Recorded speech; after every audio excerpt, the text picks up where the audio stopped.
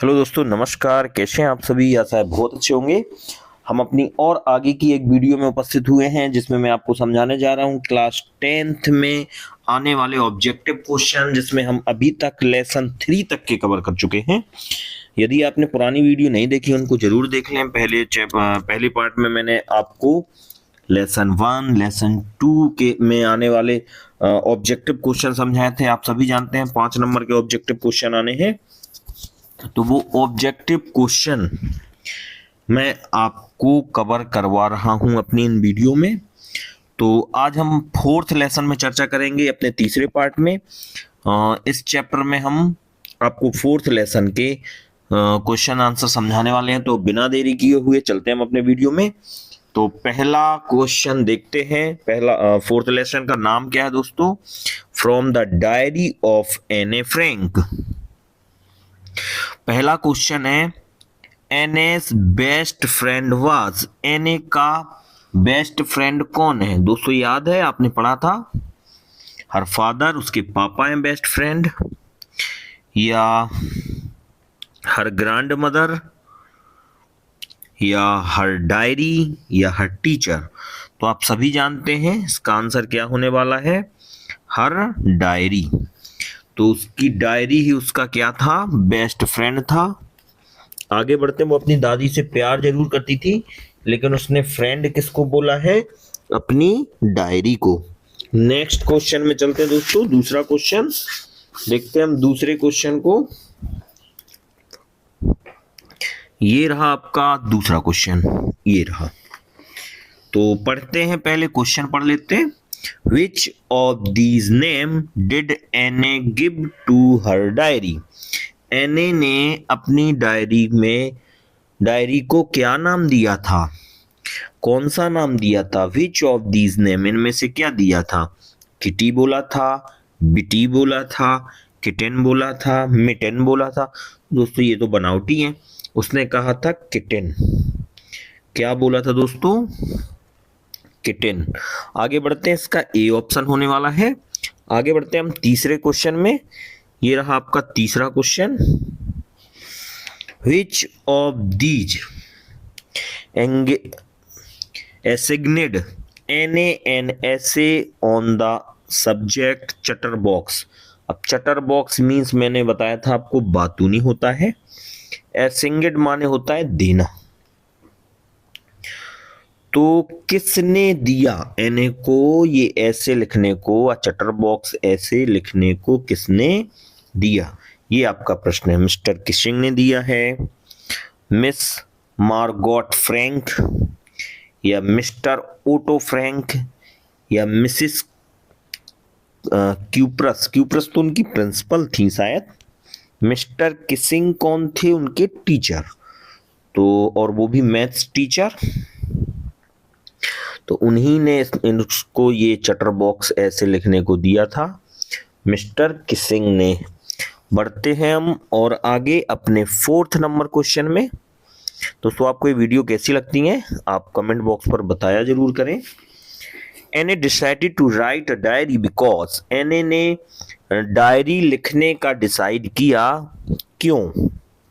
क्योंकि she had no close friend, उसका कोई क्लोज फ्रेंड नहीं था। She had a good writer, वो बहुत अच्छा लिख लेती थी। She loved to express her thoughts, उसको पसंद थे अपने विचार रखना। She want to be different, वो कुछ अलग करना। भैया 13 ईयर ओल्ड गर्ल थी, लेकिन उसका कोई क्लोज फ्रेंड नहीं था, इसीलिए वो डायरी लिखना चाहती थी। इसका आंसर होने वाला है she had no close friend. Next question, question number 5, ये रहा। Which of these is true above Anne. Anne के लिए कौन सी बात सही है? सी वाज आउटस्पोकन, वह बोलना चाहती थी। सी वाज केयरलेस, वह बहुत लापरवाह थी। सी वाज रिजर्वेड, या सी वाज र्यूड। तो वो बोलना चाहती थी, अपनी बातों को रखना चाहती थी, इसीलिए इसका आंसर आपका ए होने वाला है। आगे बढ़ते हैं, हमारा 6 number question. Mister Keesing asked एने टू राइट एन ऐसे। तो मिस्टर किसिंग ने उसको ऐसे लिखने को दिया था, होमवर्क दिया था, एक प्रोजेक्ट था, एज पनिशमेंट था, it was for the school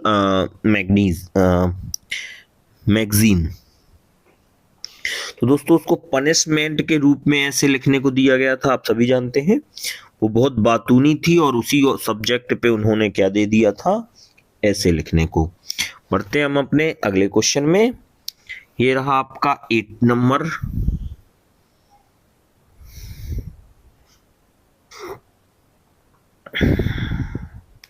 तो दोस्तों अगला क्वेश्चन 7 नंबर क्वेश्चन है हमारा, 6 किया है अभी।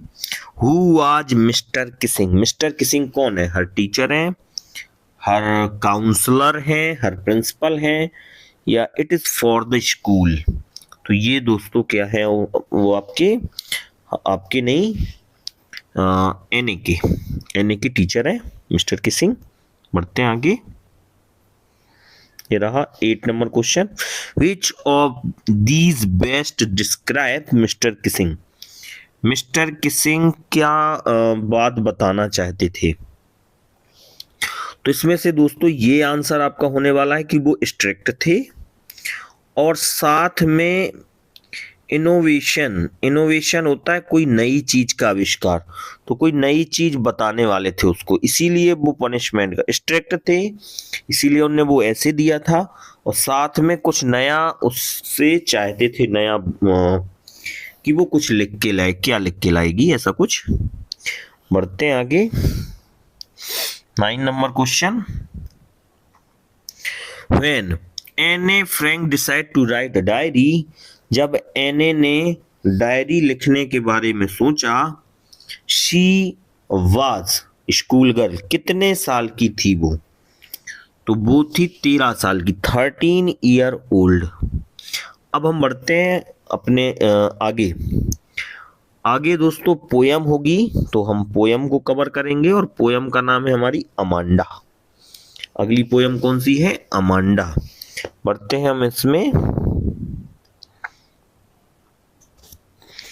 तो देखते हैं दोस्तों हम इस पोयम के आंसरों में बढ़ते हैं। The poem Amanda is composed bye. अब आपको ये बताना है कि अमांडा पोयम किसने लिखा है, इसके पोइट का नाम बताना है आपको। तो बताएं।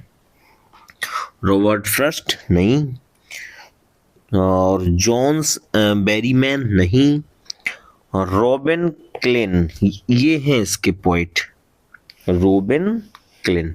आगे बढ़ते हैं नेक्स्ट। ये रहा 11 नंबर में पोयम का दूसरा question. According to Amanda freedom is sure, sweet, bitter, या ऑल ऑफ दीज? तो अमांडा के अकॉर्डिंग जो फ्रीडम होती है वो स्वीट होती है, मधुर होती है, मीठी होती है। आगे बढ़ते हैं 12 नंबर क्वेश्चन। तो बड़ा सा क्वेश्चन, इसको ठीक से पढ़ें आप। Which of these message does the poet want to convey through the poem Amanda?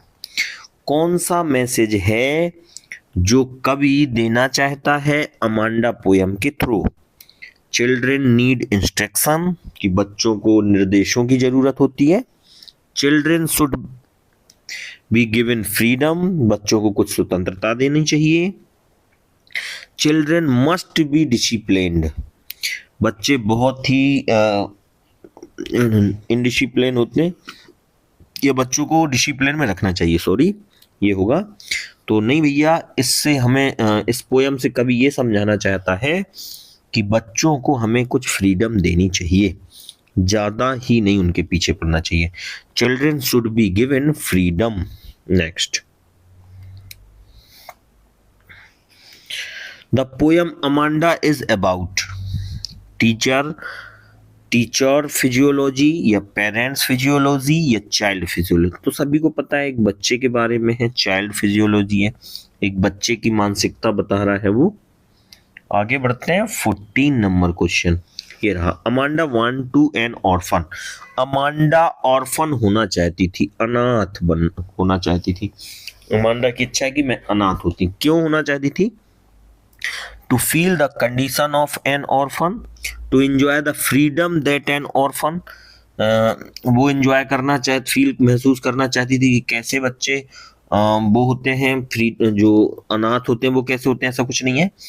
To enjoy the freedom that an orphan, वो फ्रीडम एंजॉय करना चाहती थी, एकदम सही है। To avoid going to school, school नहीं जाना चाहती थी। To play with orphan child, ऐसा कुछ नहीं है। आगे बढ़ते हैं। केवल स्वतंत्रता के लिए वो इच्छा बता रही है। What made Amanda sulk and moody? यहाँ मूडी है सब दोस्तों, और सल्क माने भी रूठा हुआ और मूडी माने आप जानती हैं। तो क्यों वो मूडी हो गई थी? She had no complete homework, उसका होमवर्क नहीं हो पाता था। When her grandmother gave her too many instruction, उसकी माँ उसे बहुत ज्यादा इंस्ट्रक्शन देती थी, तो यही आंसर होने वाला है। When she had to clean her shoes, नहीं। When she had ate chocolate, नहीं। आगे बढ़ते हैं। नेक्स्ट 17 नंबर क्वेश्चन ये रहा। Amanda thinks that she will never let down her. White hair, bright yellow या ड्रोजन हेयर। तो क्या है दोस्तों, वो कैसे हेयर चाहती थी? कैसे हेयर चाहती थी बताएं दोस्तों। जो अमांडा है वो किस प्रकार के हेयर चाहती थी? तो ब्राइट हेयर। क्या दोस्तों? Bright hair. थोड़ा सा लिख देते हैं, आप हेयर नहीं हेयर लिखना है, HAIR, हेयर। येलो हेयर, यहाँ पे भी हेयर आएगा, HAIR।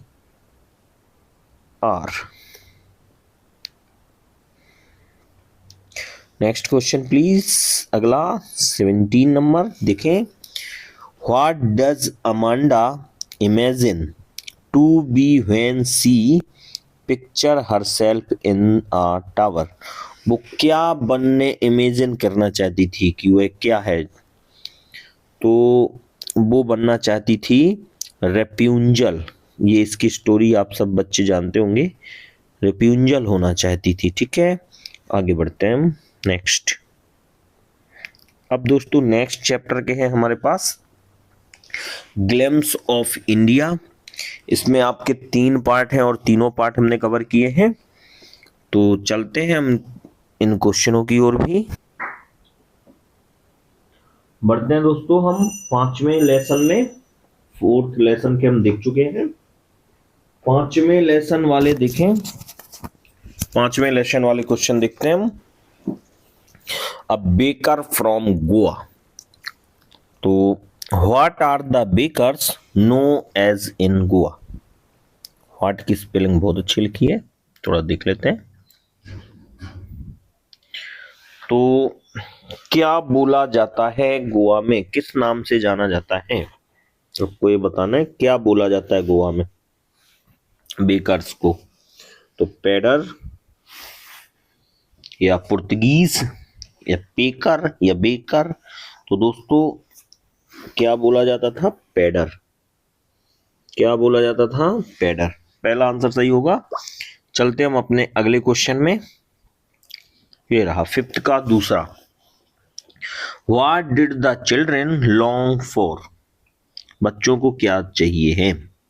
लॉप्स या ब्रेड बेंजल्स या बनाना ब्रेड या ऑल ऑफ दीज? तो ऑल ऑफ दीज ही कर लेते हैं। आगे बढ़ते हैं हम 3 नंबर में। How many time did the baker come every day? हर दिन बेकर कितनी बार आते थे? तो 2 बार। एक बार सुबह जाया करते थे, वापस लौटते थे। हर जगह बेकर 2 बार दिखाई देते थे। आगे बढ़ते हैं। फिलिंग द ब्लैंक्स है वाज कॉल्ड कबई। कबई क्या चीज है? तो आपको ध्यान होगा दोस्तों, जो बेकर रहते थे उनकी ड्रेस को हम कबई कहते थे, जो बेकर हैं उनकी ड्रेस को क्या बोला जाता है? कबई। तो इसका तो पहला ही ऑप्शन होने वाला है, बेकर्स ड्रेस। तो बेकर की ड्रेस को कबई बोला जाता था, बाकी सब ऑप्शन ठीक है। देन दो, आगे बढ़ते हैं। एक बार में ही आंसर पता चल रहा है। Bread making is popular in, कहाँ ब्रेड मेकिंग कहाँ पे पॉपुलर है? मुंबई में ज्यादा बनते हैं, दिल्ली में बनते हैं, गोवा में बनते हैं, चेन्नई। तो हमने गोवा के बारे में पढ़ा है कि गोवा में सबसे ज्यादा प्रचलित थे ब्रेड। आगे बढ़ते हैं। 6 number question, monthly account of the baker were recorded on. तो मंथली अकाउंट बनाया जाता था बेकरों द्वारा, वो किस चीज पे बनता था? नोटबुक पे? नहीं। The main door of the house? नहीं। सम वॉल इन पेंसिल, दीवालों में पेंसिल से। यही आपका सही है तीसरा। अब हम और आगे बढ़ते हैं। अगला चैप्टर हमारा, इसी का अगला पार्ट है कुर्ग। तो कुर्ग में आपको बताना है कि the main crop of the Coorg, T है, कॉफी है, बनाना है, व्हीट है, क्या है? कुर्ग की मेन फसल क्या है? तो कुर्ग की मेन फसल है कॉफी। क्या है दोस्तों? सबसे ज्यादा वहां कौन सी फसल बोई जाती है? कॉफी। नेक्स्ट क्वेश्चन, नेक्स्ट है where is Coorg situated. Coorg कहाँ स्थित है? मैसूर के पास में है, चेन्नई के पास में है, हैदराबाद के पास में है, या सचिन? तो ये दोस्तों होगा आपका मैसूर, मैसूर के पास में है। आगे बढ़ते हैं। नेक्स्ट, फिलिंग द ब्लैंक से सबसे आगे, river obtain it's water from Coorg. Coorg में किस नदी का पानी बहता है? यमुना का, नर्मदा का, कावेरी का, ऑल ऑफ दिस? नहीं दोस्तों, वहां पे कुर्ग में कौन सी नदी है? कावेरी नदी। आगे बढ़ते हैं। What are the activities available in Coorg? Coorg में कौन कौन सी एक्टिविटी है? वहां लोग रिवर राफ्टिंग करते हैं, या कैनोइंग करते हैं, या माउंटेन करते हैं। तो वहां सब चीज होती है, माउंटेनिंग भी होती है, कैनोइंग भी होती है, रिवर राफ्टिंग भी होती है, ऑल ऑफ दीज। आगे बढ़ते हैं। तो अगला है हमारा असम वाला है। What is the Assam popular known as, tea countries या कॉफी कंट्री? असम किस चीज के लिए पॉपुलर है?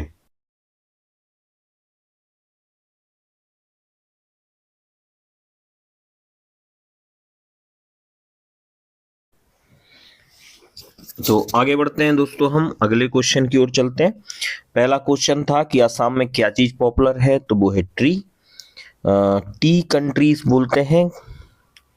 असम किस चीज के लिए पॉपुलर है? तो टी के लिए। आगे बढ़ते हैं। In Europe tea was drink as of आ। जो यूरोप है वहां पे चाय पी जाती है, किस रूप में?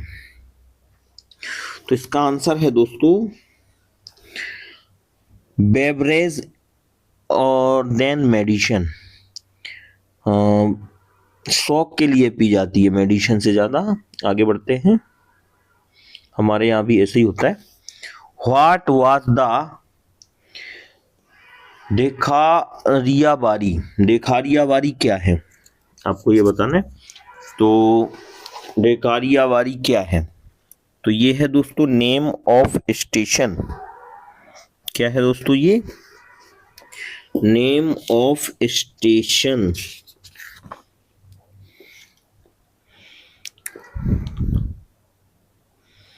तो नेम ऑफ स्टेशन है ये। आगे बढ़ते हैं। नेक्स्ट क्वेश्चन 14 नंबर ये रहा। Where did Rajveer and Pranjal study? तो वो दोनों कहाँ पढ़ रहे थे? असम में, कुर्ग में, गोवा में? नहीं, दिल्ली में पढ़ रहे थे। आगे बढ़ते हैं हम। ये रहा 15 number. Why was the Rajveer excited? Rajveer क्यों एक्साइटेड था? Because he had spotted coffee garden, because he had spotted tea garden, because he had spotted wheat garden, या नन ऑफ? तो वो एक्साइटेड था राजवीर क्योंकि इतने सारे उसने खेत देखे थे कॉफी के। आगे बढ़ते हैं नेक्स्ट। ये रहा आपका 16 number. What are the tree compare to? Insect या न्यूली डिस्चार्ज पेशेंट या बर्ड्स या चिल्ड्रन। तो ये ट्री वाली पोयम के हैं। तो जो नया वो पेड़ था उसकी कंपेयर किससे किया गया था, कवि ने किससे किया था? तो न्यूली डिस्चार्ज पेशेंट से। आगे बढ़ते हैं हम नेक्स्ट क्वेश्चन में। अगला नेक्स्ट क्वेश्चन, क्वेश्चन नंबर 17 ये रहा आपका। What rushes to meet the trees? जो पेड़ है वो किससे मिलना चाहता था, किस चीज से मिलना चाहता था? याद है दोस्तों आपको? तो वो पेड़ घर से बाहर निकलकर किससे मिलना चाहता था? तो वो है आपका विंड। किससे मिलना चाहता था? विंड से। आगे बढ़ते हैं 18 number question. The pieces of the moon can be seen in the crown of which tree? तो यहाँ पे जो मून है वो टुकड़ों के रूप में दिखाई दे रहा है किस पेड़ में? एप्पल ट्री में, हेमलॉक ट्री में या ओक ट्री? तो इस चैप्टर में ओक ट्री की चर्चा की गई है। आगे बढ़ते हैं नेक्स्ट। ये रहा। Name the poet of the poem the trees. Tree जो पोयम है उसके आपको राइटर का नाम बताना है।